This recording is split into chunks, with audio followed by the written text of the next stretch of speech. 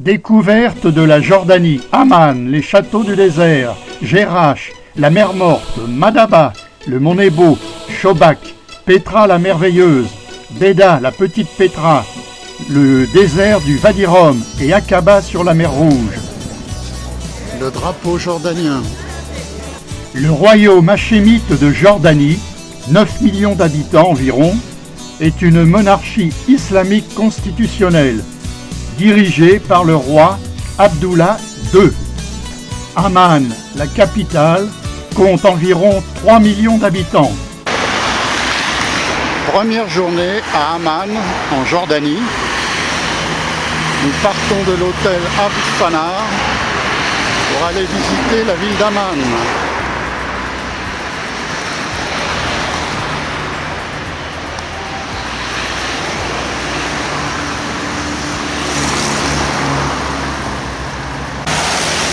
Et voilà le bus qui va nous conduire dans tout notre circuit en Jordanie pendant une semaine.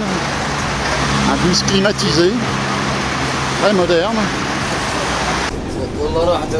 Mercredi 19 septembre, dans les rues d'Amman, à 8h15 du matin.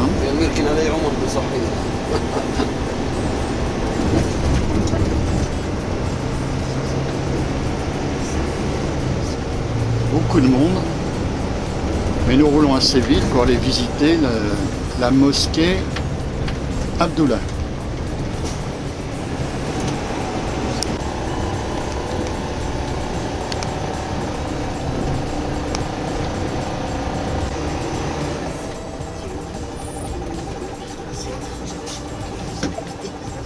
On va mettre notre chauffeur pendant tout le circuit. L'hôtel Al-Fana.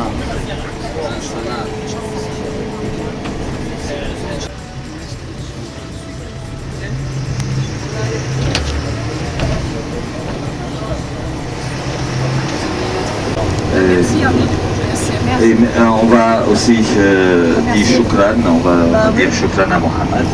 Voilà, shukran. C'est notre chauffeur. Il nous a bien conduit en fait pendant ce voyage-là. L'entrée de la mosquée Abdullah dans la ville d'Amman, dans la vieille ville. La Jordanie compte 96% de musulmans sunnites et 4% de La chrétiens. mosquée Abdullah.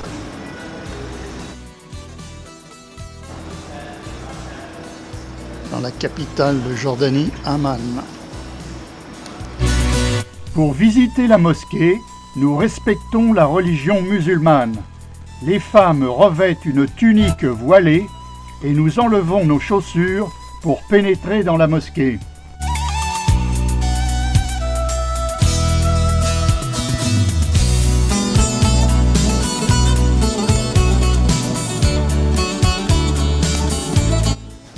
La grande coupole de la mosquée Abdullah.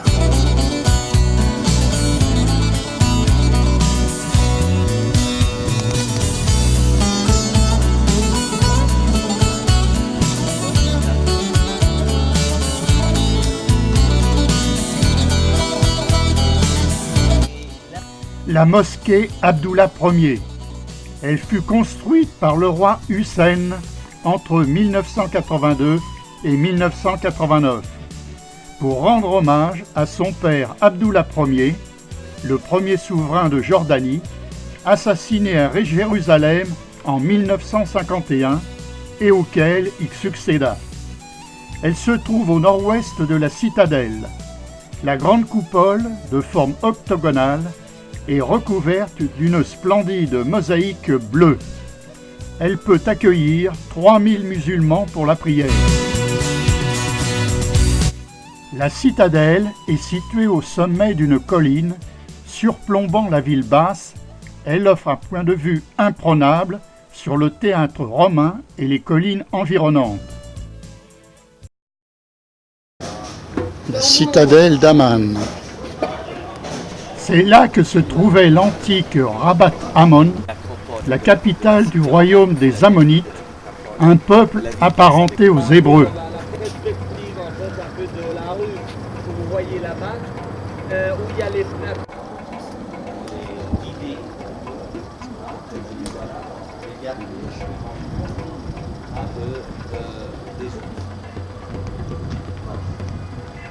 Bon, maintenant on va faire voilà. Donc vous allez avoir un vue sur en habitation ou bien en villa omeyyade, voir les pièces en fait qui étaient.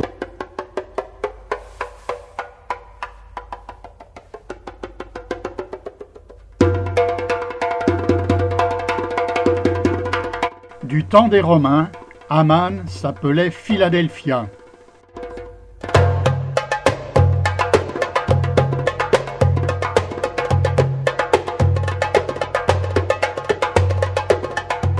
La vieille ville d'Amman, avec le théâtre romain, filmé du haut de la citadelle. On se rend compte des 7 collines d'Amman. Le théâtre romain, dans la vieille ville d'Amman. Le théâtre romain est adossé au Djebel al-Taj, construit sous le règne d'Antonin le Pieux en 138-161 après Jésus-Christ. Il pouvait contenir jusqu'à 6000 personnes.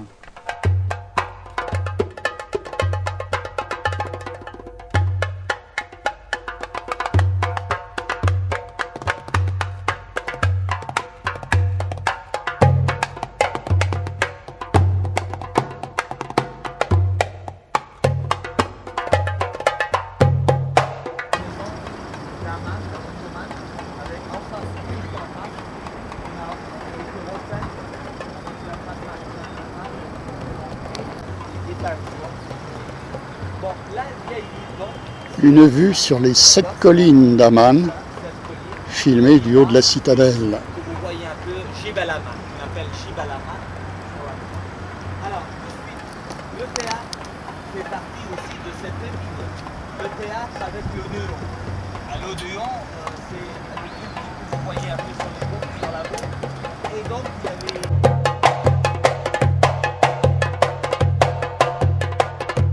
avait. Le temple d'Hercule,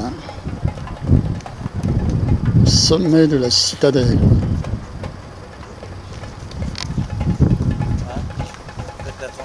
Édifié au IIe siècle sous Marc Aurèle, sur le site d'un sanctuaire ammonite dédié au dieu Melkoum, le temple d'Hercule abritait une statue du dieu gréco-romain haute de 9 mètres. On ne la voit plus, hélas. Il n'en reste que des fragments. Seules 2 belles colonnes donnent une idée de la taille du monument pour lesquelles les bâtisseurs romains ont aplani la colline. Les prêtres étaient les seuls autorisés à pénétrer dans le sanctuaire lui-même.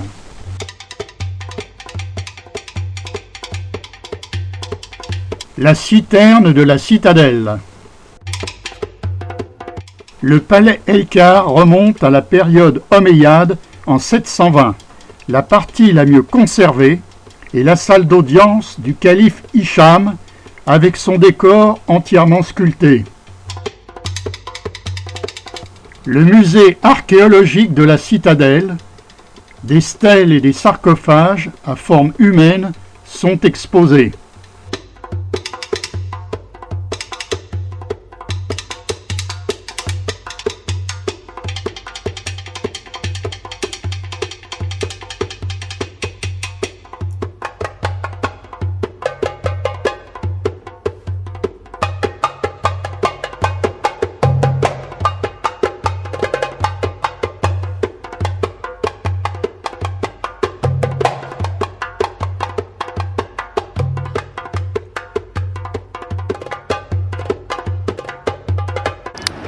L'intérieur du théâtre antique romain de Amman.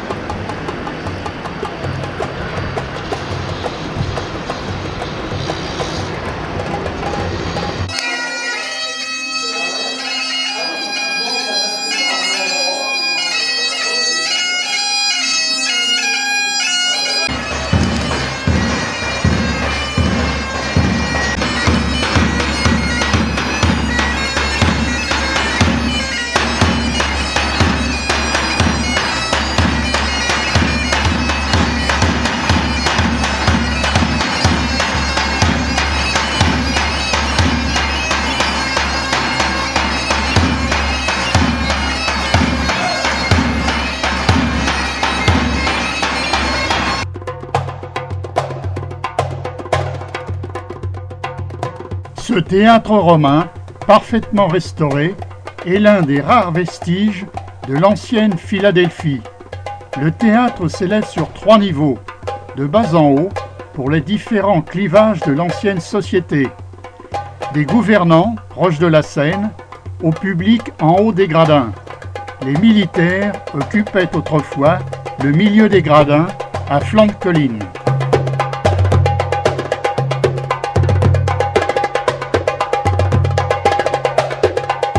Le musée des traditions populaires est situé dans l'enceinte du théâtre romain.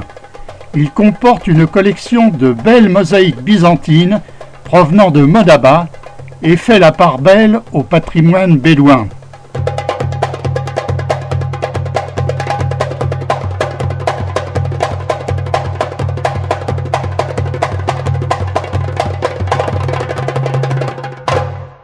Les châteaux du désert, le Ksar El Azraq. C'était le quartier général de Laurence d'Arabie et du roi Faisal.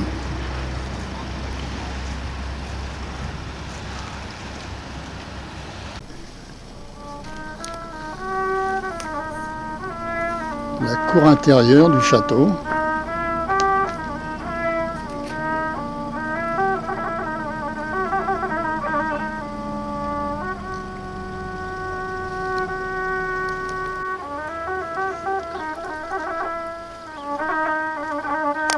L'intérieur de la cour du château du désert à Al-Azraq. La chambre de Laurence. Pendant la Première Guerre mondiale, Thomas Édouard Laurence, en poste à la surveillance du canal de Suez, conseille aux Arabes du shérif Faisal de se révolter contre les Turcs de l'Empire ottoman alliés à Hitler et de fonder une nation arabe indépendante et moderne.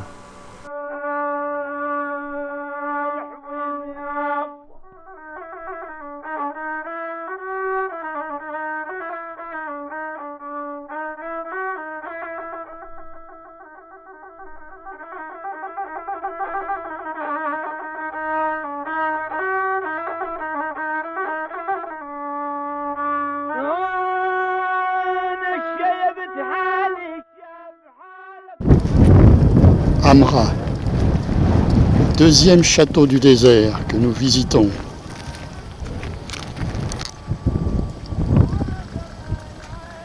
L'entrée du château d'Amra. Et un musicien, je le lutte en fait là sur le côté. Et bon, là-haut, vous voyez que les gens, les charpentiers ou bien les ouvriers ou les artistes, on voit qu'il y a plusieurs nations. En fait, par rapport au visage que vous voyez là-haut. Les dromadaires, ça représente quoi? Ça représente déjà... Amra est le plus beau des châteaux du désert. On attribue sa construction entre 707 et 715 au calife Walid Ier, qui édifia autour un ensemble défensif dont il ne reste plus rien. Bien que situé en plein désert, il était jadis entouré de jardins et de plantations arrosées par un système sophistiqué de noria.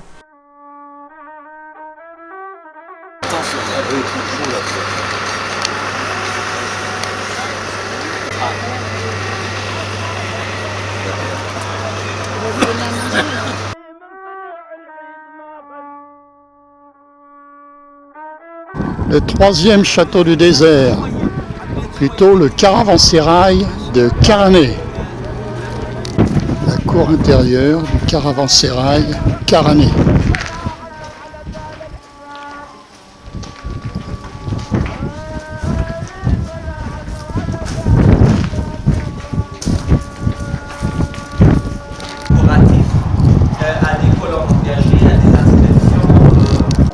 Une salle au premier étage du caravansérail.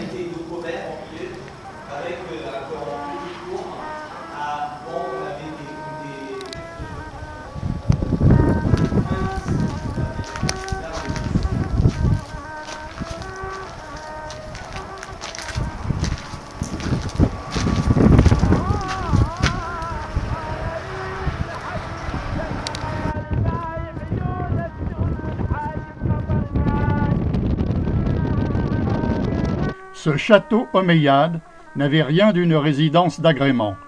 C'était une citadelle à vocation défensive au confluent de plusieurs pistes caravanières. 2 blocs de remploi d'origine romaine ou byzantine, situés à droite de l'entrée, indiquent qu'un bâtiment antérieur à la période arabe existait là. L'architecture est plus légère à l'intérieur de la forteresse. Les chambres, à l'étage, sont décorées de médaillons et de moulures en stuc. Ne pas s'étonner de la hauteur des portes des écuries. Elles ont été conçues ainsi pour laisser passer des chameaux. Jérâche la romaine connut son apogée au IIe et IIIe siècle de notre ère. Solidarité en fait sociale aussi. Et donc Jérâche aussi à ce qu'on avait expliqué en fait dans la mosquée Masseuleux. L'arche d'Adrien à l'entrée du site de Jérâche, une ancienne cité romaine au nord d'Amman. Construit à la gloire de l'empereur Adrien, qui visita Jérâche en 129, l'arc de triomphe bordant l'hippodrome conduit à la porte sud de l'entrée du site.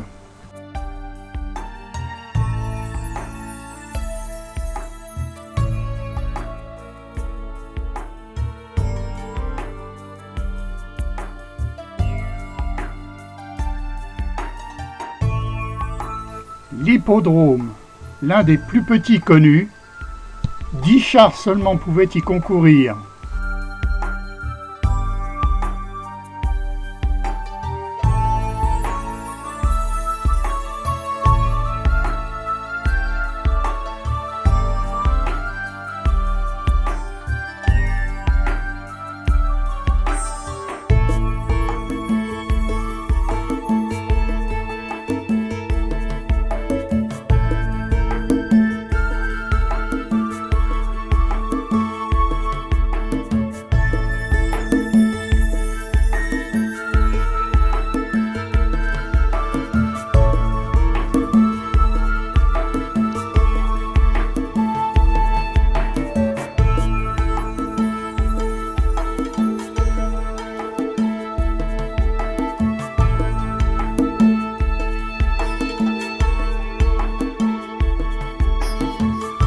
Une vue d'ensemble du site de Jérâche.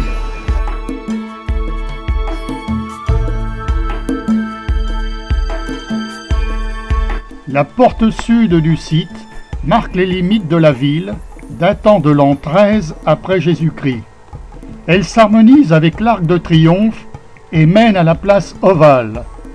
Le site était entouré d'un mur d'enceinte de 3,50 m de large, visible par endroits.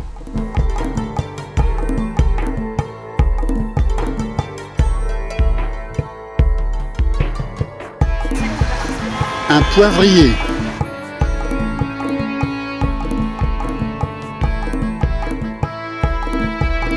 Sa forme en ellipse fait l'originalité de la place principale, appelée aussi place ovale. Les pavés disposés de façon concentrique et l'ornement des chapiteaux de colonnes renforcent le côté théâtral et presque baroque de cet espace.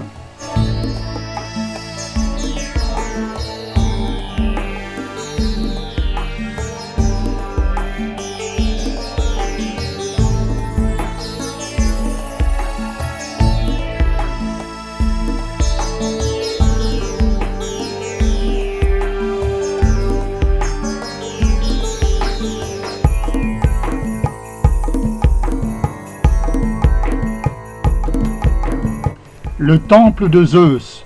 On y accède par des marches monumentales. Bien que construit par les Romains au IIe siècle, il possède plusieurs traits d'architecture orientale.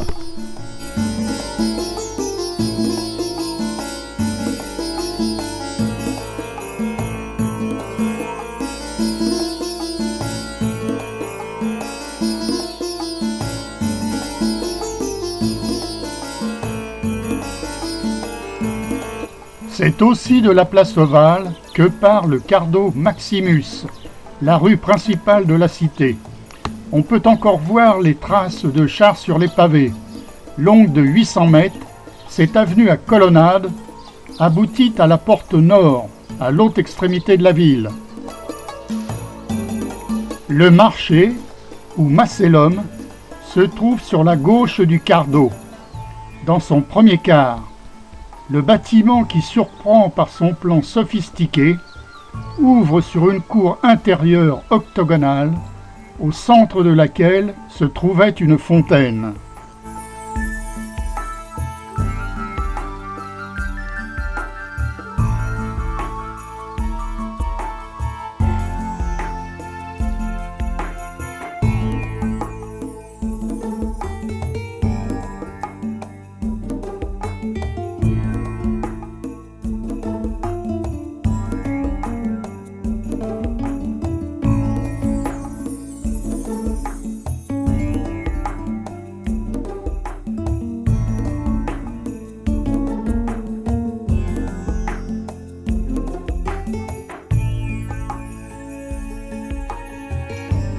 Le tétrapyle sud est un ensemble de 4 colonnes placées au carrefour des villes romaines dont ne subsiste que la base, mais qui marque, selon l'architecture romaine de l'époque, le croisement entre le Cardo Maximus, l'axe nord-sud, et le premier Decumanus, l'axe est-ouest.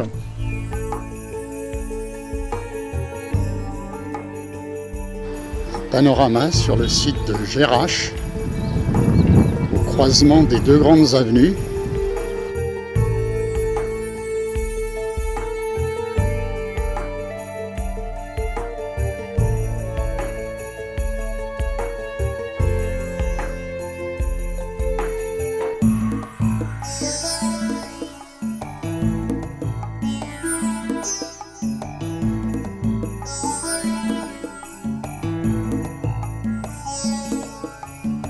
Deux théâtres à Jerash. Le théâtre sud, le plus ancien, mais aussi le plus grand. Il pouvait contenir 3000 personnes, réparties sur 29 gradins. Il a conservé un beau mur de scène en calcaire rose et pierre blanche, qui prend de superbes teintes mordorées au coucher du soleil. C'est dans cette enceinte que se déroulent les spectacles du festival de Jerash. Le théâtre Nord, agrandi à plusieurs reprises, contenait 1600 spectateurs. Le mur de scène est très abîmé, mais le portique est remarquable.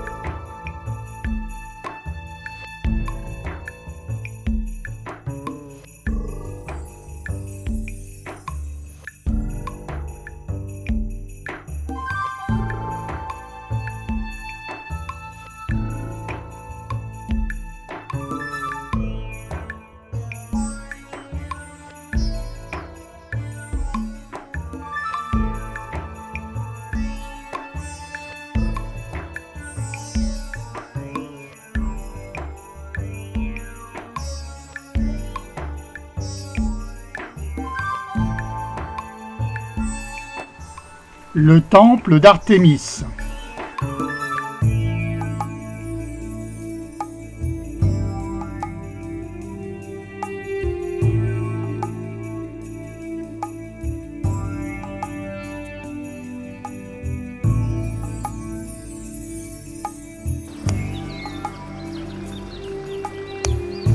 Petite vue d'ensemble du site de Jerash.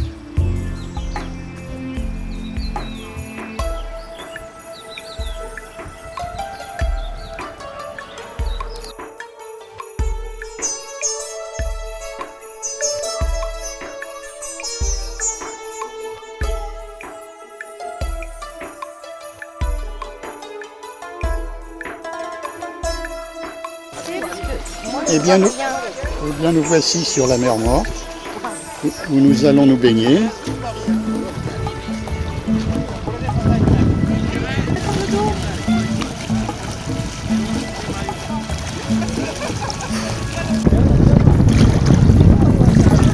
Eh bien, Arlette se baigne dans la mer Morte.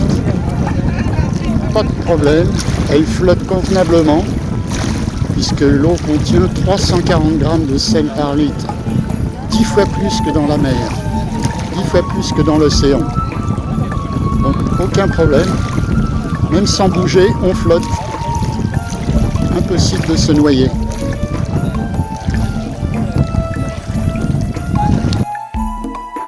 La mer Morte, longue de 75 km sur 16 de large, est une merveille de la nature. Elle détient le record de la dépression terrestre la plus profonde, à moins 408 mètres sous le niveau de la mer. La surface de la mer Morte, qu'aucun souffle de vent ne vient troubler, ressemble à une plaque métallique. La salinité est telle, 340 grammes de sel par litre d'eau, que le corps flotte. Il n'est pas possible de couler.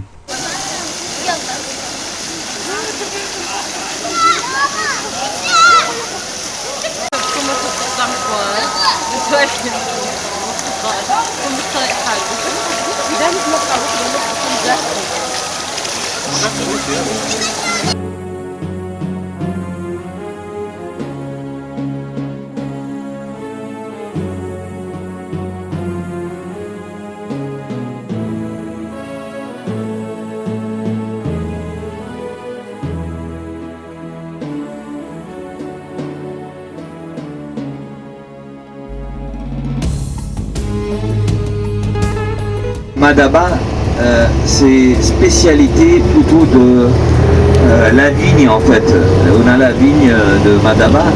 Il y a une partie qui va en fait pour faire le vin, surtout chez les Grecs orthodoxes. C'est une tradition chez les Grecs. Alors c'est animé comme vous voyez parce que dans chaque hammam on a vu que c'est calme, mais il y a des endroits où on fait un marché populaire, un marché le marché de vendredi. C'est comme un marché de aussi de jours fériés.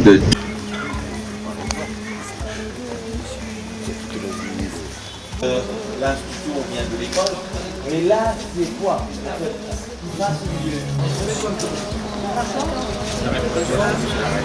L'église Saint-Georges, elle est la plus connue de Madaba pour sa célèbre carte de Palestine.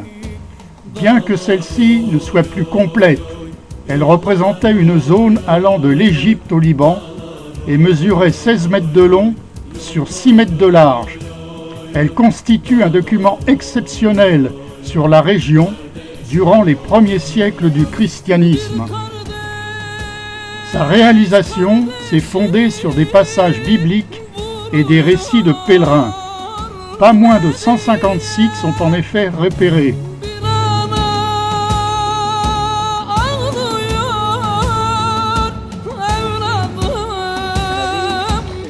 La vallée du Mont Nebo et les trois sources. Le Mont Nebo, c'est en fait le petit massif de 823 mètres où Moïse aurait été enterré sans atteindre la terre promise. Les musulmans, pour qui ce dernier est l'un des prophètes les plus importants, ont construit une mosquée sur l'emplacement présumé de sa sépulture. Du sommet, on découvre un panorama époustouflant enveloppant la vallée du Jourdain, les collines de Judée et de Samarie, Jéricho et même Jérusalem.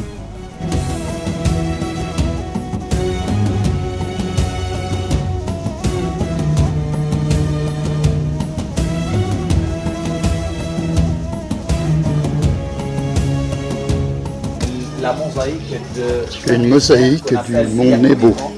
Ça fait quoi en fait cette mosaïque d'un côté? Feryat var gecede, dinsin bu gözyaşı. faire comprendre un peu comment ils font la mosaïque sur place. Bon, la personne qui parle français, il est pas là. Bon, peut-être là on va essayer de faire un peu la traduction. Ce tableau là, voilà. لانه كل هذا الشغل راح يكون الوجه العكسي للوحه. هذا الوجه العكسي. Ah ça c'est à l'envers ça. الوجه الاسمي هذا Voilà, ce qu'on voudrait vraiment présenter c'est l'autre côté, l'autre face.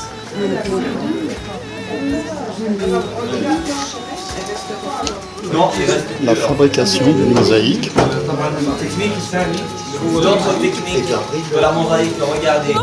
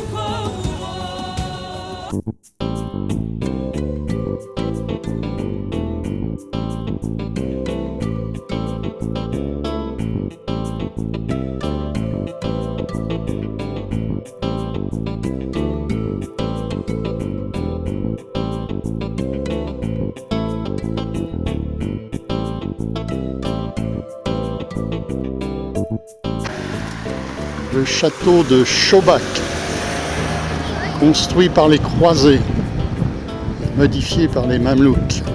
Un peu à la tête. Donc là, c'est en projet.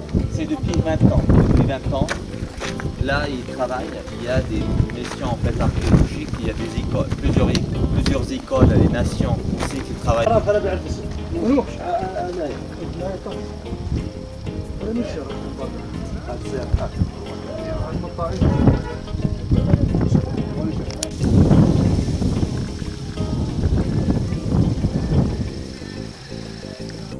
Construit par les croisés, le château de Chaubac se nommait au départ Crac de Montréal.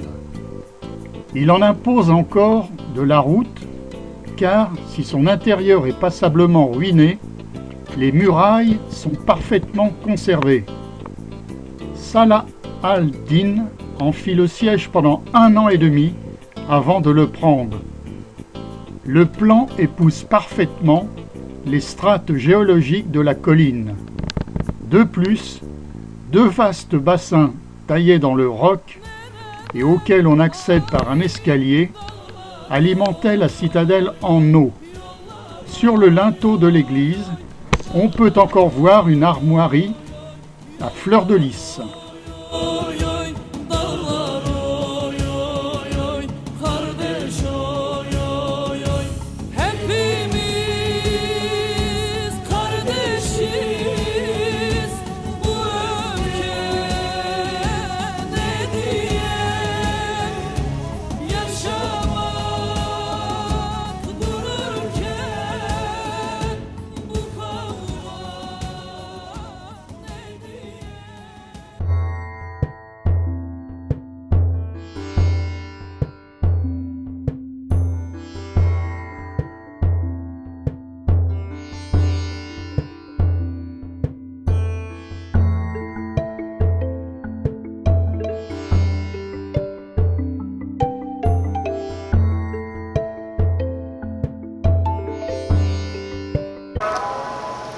Depuis la chambre de notre hôtel à Petra. C'est l'heure de la prière.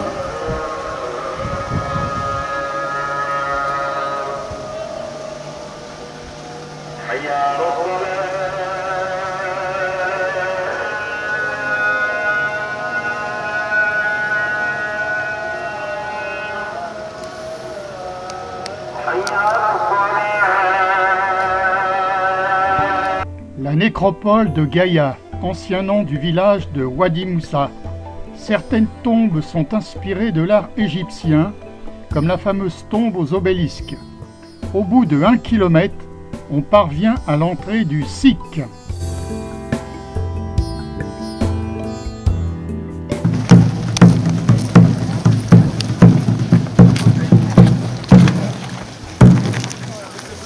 La meilleure place pour prendre les photos ici.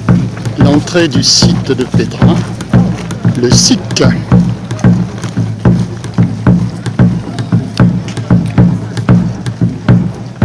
Dans la ville basse, dans les cités.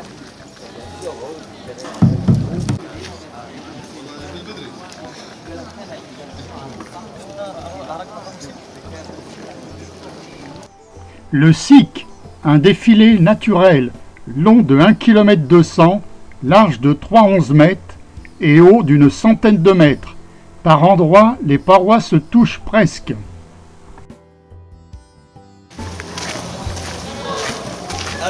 Voilà le Sikh, le passage.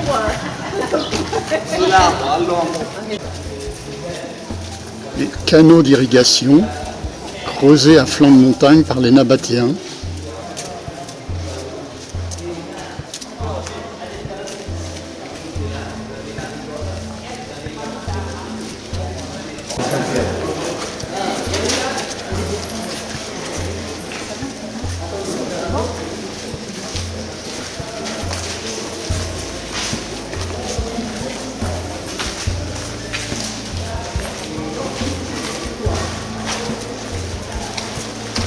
Ça a été quoi?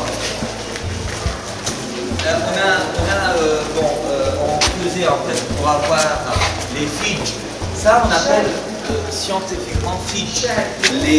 La rigole ou la canalisation dans le roc.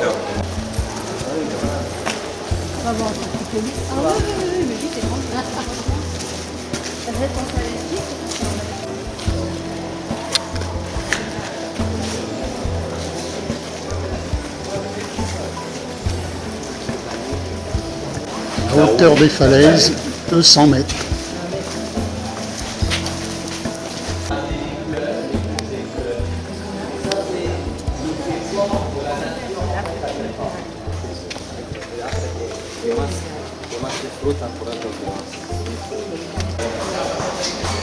Un étroit passage dans le Sikh.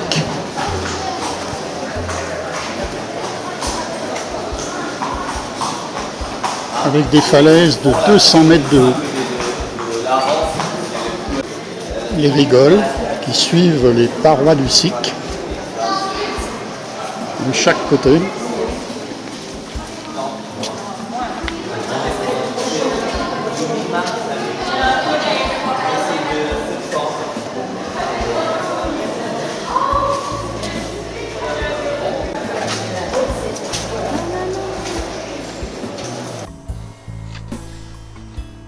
Le chemin qui menait à la cité était pavé et plusieurs portions ont été restaurées. On remarque les canalisations qui courent le long du Sikh et les barrages construits par les Nabatéens pour retenir l'eau de pluie ruisselant de la montagne. Le long des parois, des divinités comme Usat, déesse du panthéon nabatéen, et Dus-Hara, le dieu du soleil, ont été gravés sur la roche. Seule une partie a été pavée. Peu avant d'arriver sur la gauche, un bas-relief représente des chameliers et leurs troupeaux. C'est au dernier moment que l'on découvre avec éblouissement le Khazne, qui signifie trésor en arabe. Les Nabatéens, grands commerçants et cultivateurs ingénieux, ne se sont pas trompés en choisissant ce site grandiose et tourmenté où la roche se teinte de couleurs incroyablement diverses, de l'ocre au bleu, en passant par toutes les nuances de jaune, de brun, de blanc ou de gris, selon le moment de la journée. La manière dont ils ont taillé leurs temples et tombeaux dans le roc relève du génie. Le tout forme un immense décor de théâtre baroque à ciel ouvert, un jeu de piste géant où l'on s'amuse à débusquer les monuments dans le décor.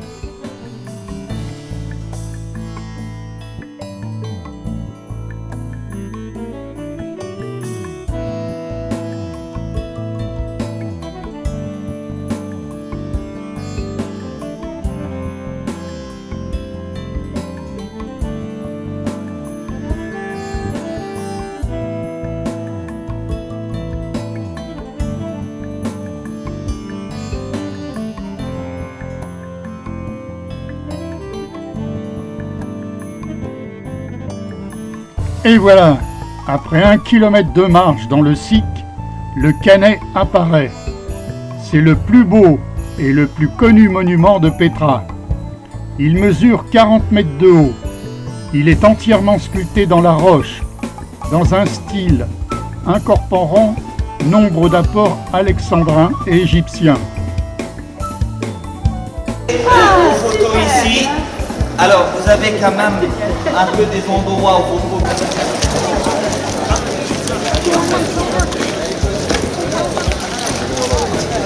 Cheap price, not too much. No. You like it?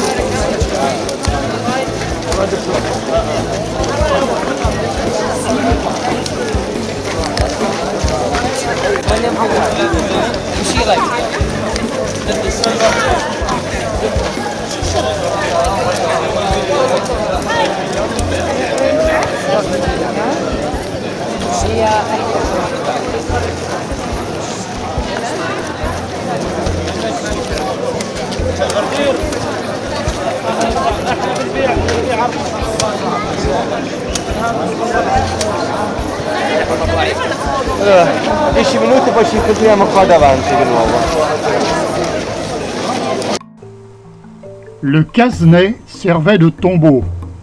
À l'intérieur, 3 pièces nues où l'on admire les marbrures multicolores de la roche.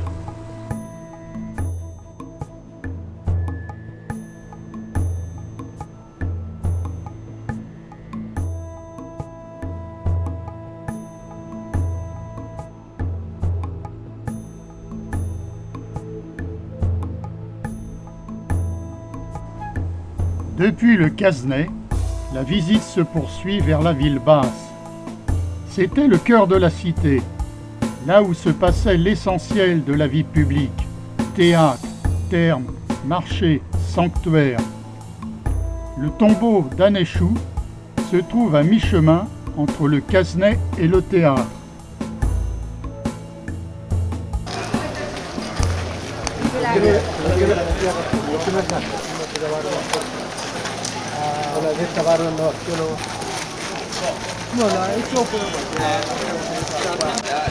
La rue des Tombeaux, avant d'arriver au théâtre, dans le site de Petra. Des tombeaux, on dirait, ont été inachevés.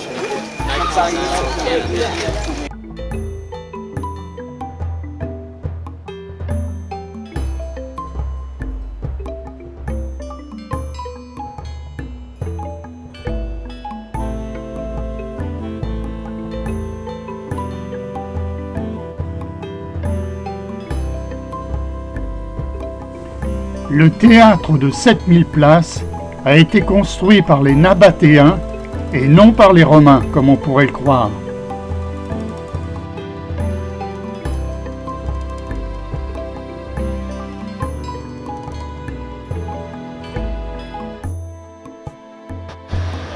Le théâtre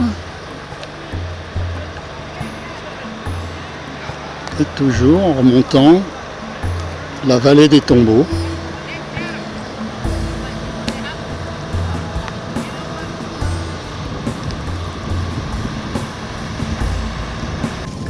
À flanc de montagne, les tambours royaux.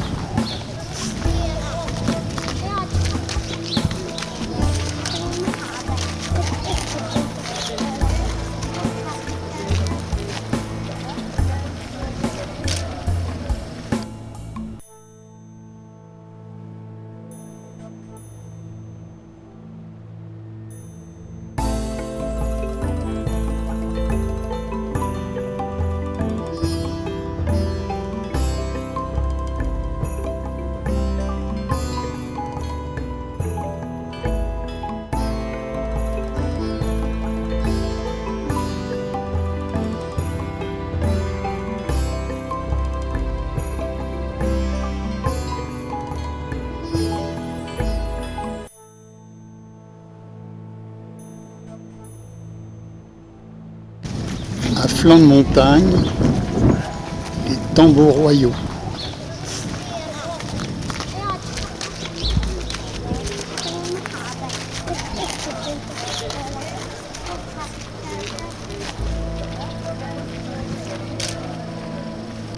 Creusés à flanc de montagne, les tombeaux royaux.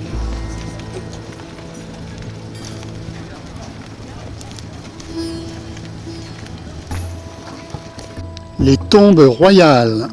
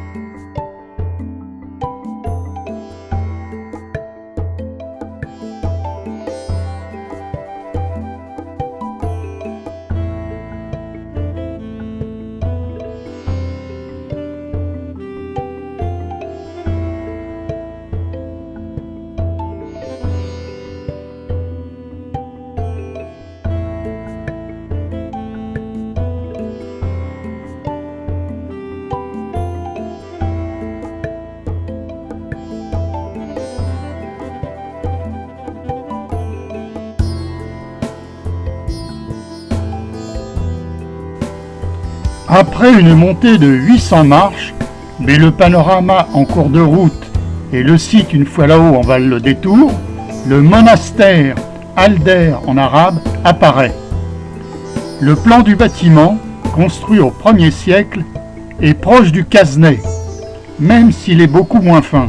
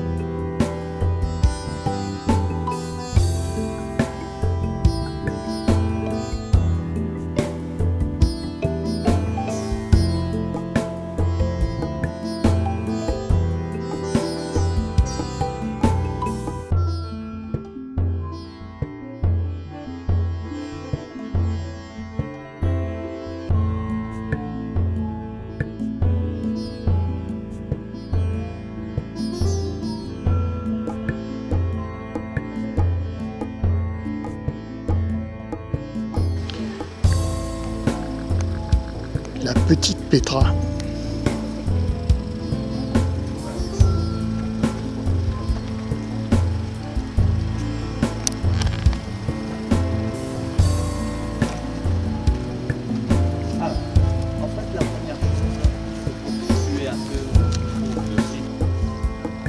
L'entrée du site de la petite Petra.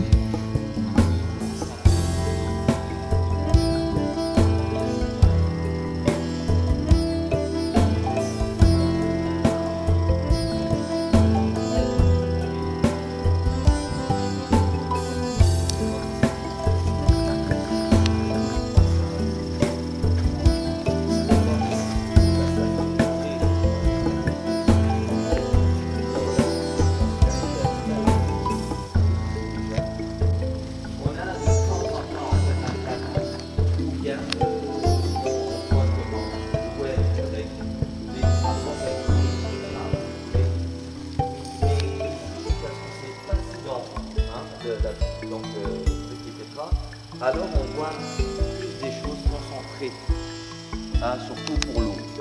On va aussi un personnage appelé Nalat, qui est vu aussi au Nabat, soit l'un ou l'autre, mais il y a vraiment des origines en fait, ou bien sur des femmes. Il y a la femme nabatienne qui est très active dans la société.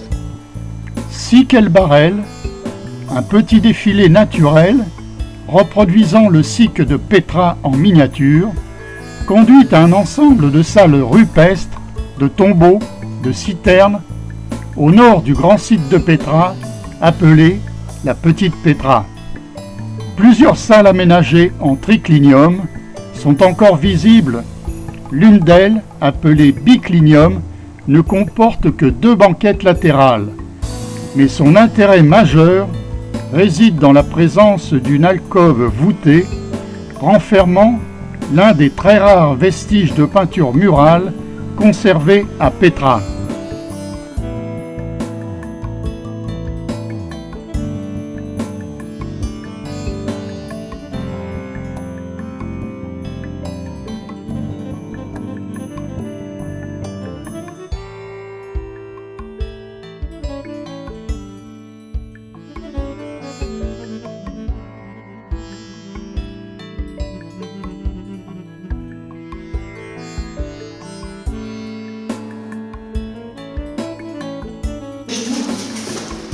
Peinture nabatéenne.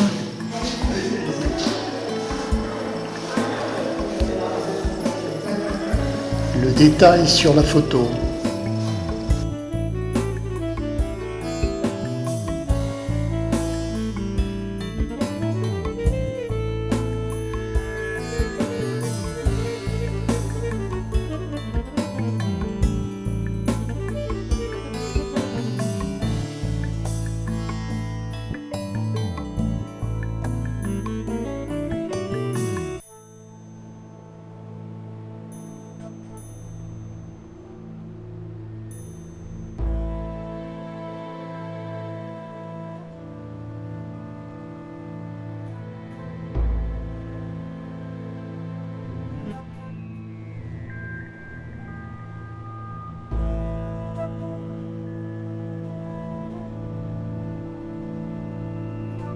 L'intérieur d'une citerne sur le site de la Petite Pétra, creusée à l'intérieur de la roche.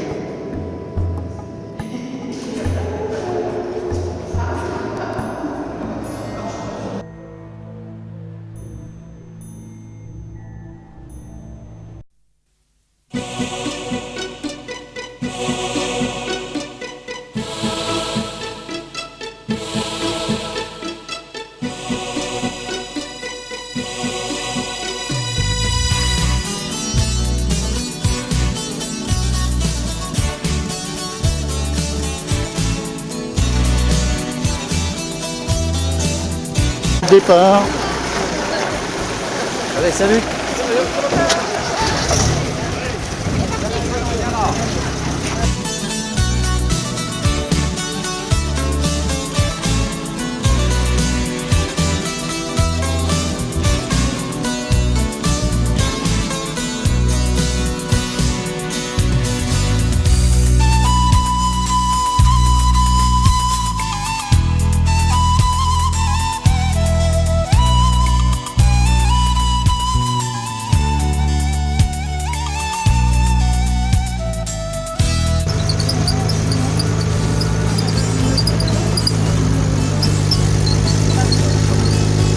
Pas dire Rome.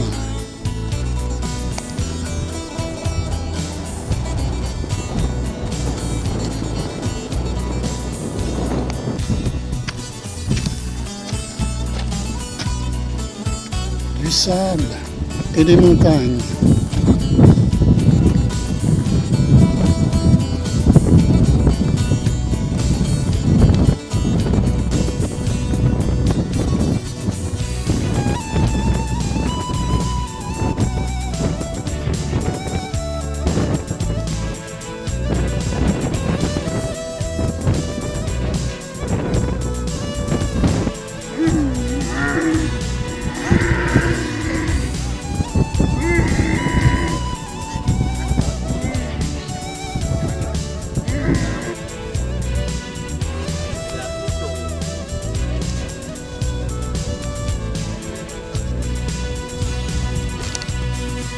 Des graffitis gravés dans la roche datant de l'époque nabatéenne.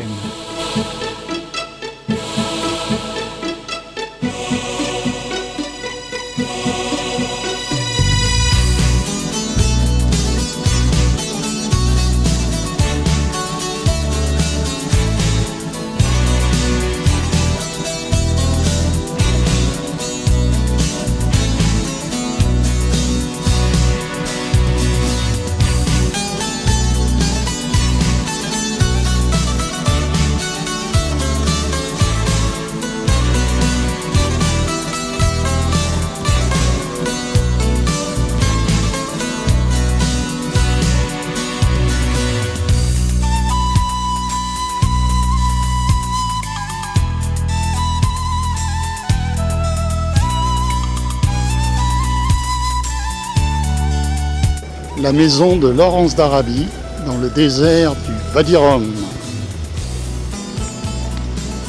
Tomber un charbon.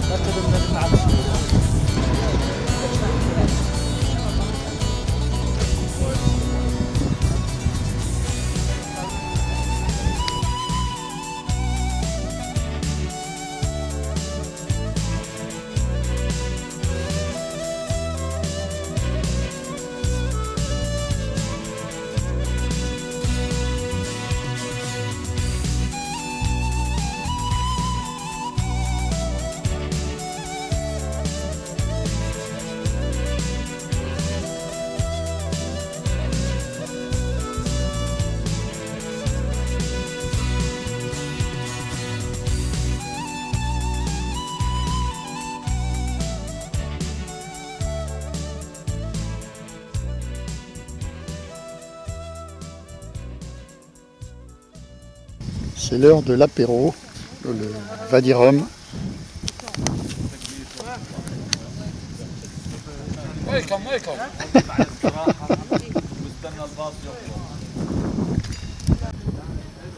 Eh bien, nous allons dîner dans le Wadi Rum, dans un camp de bédouins.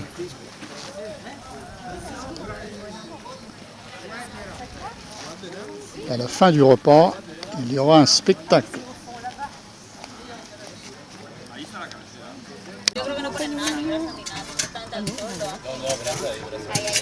C'est dur, il est tout seul là, comme ça là, mais il a dit qu'il y a de la viande. Il y a une pâte. Comme les petites viandes, c'est tout. Donc vraiment, c'est tout long de ça. Il y a peu de choses. Elle est toute faite.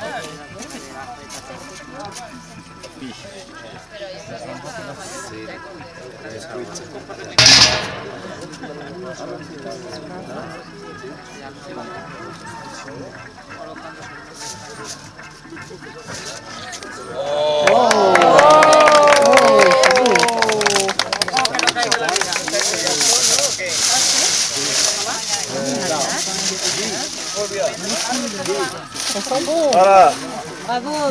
Bravo. Hein. Et voilà, le méchoui avec les pommes de terre.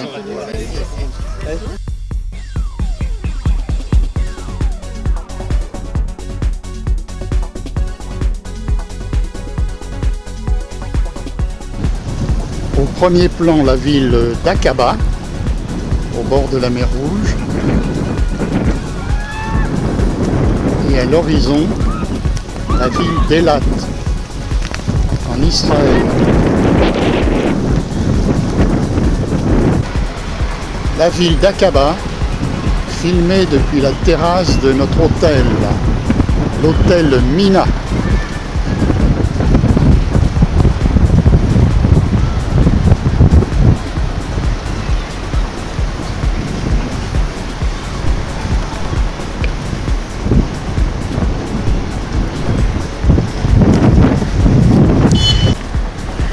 Le golfe d'Aqaba sur la mer Rouge.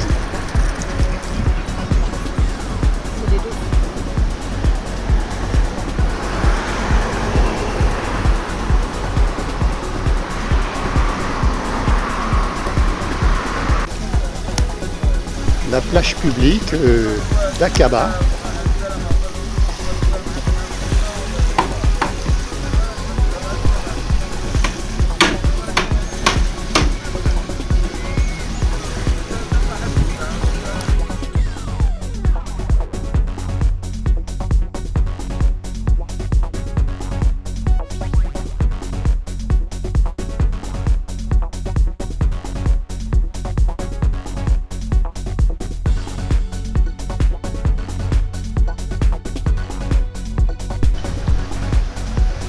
château, la forteresse d'Aqaba.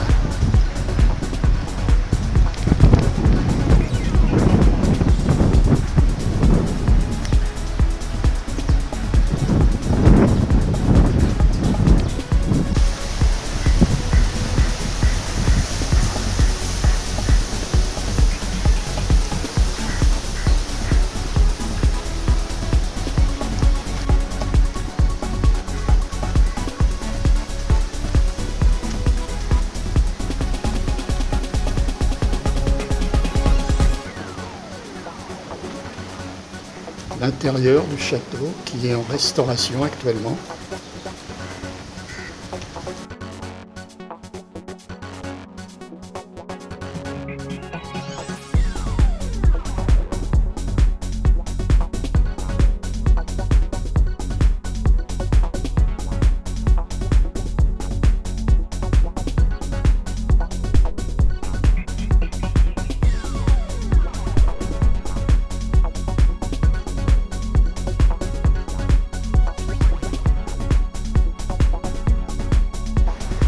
Château d'Aqaba en cours de restauration.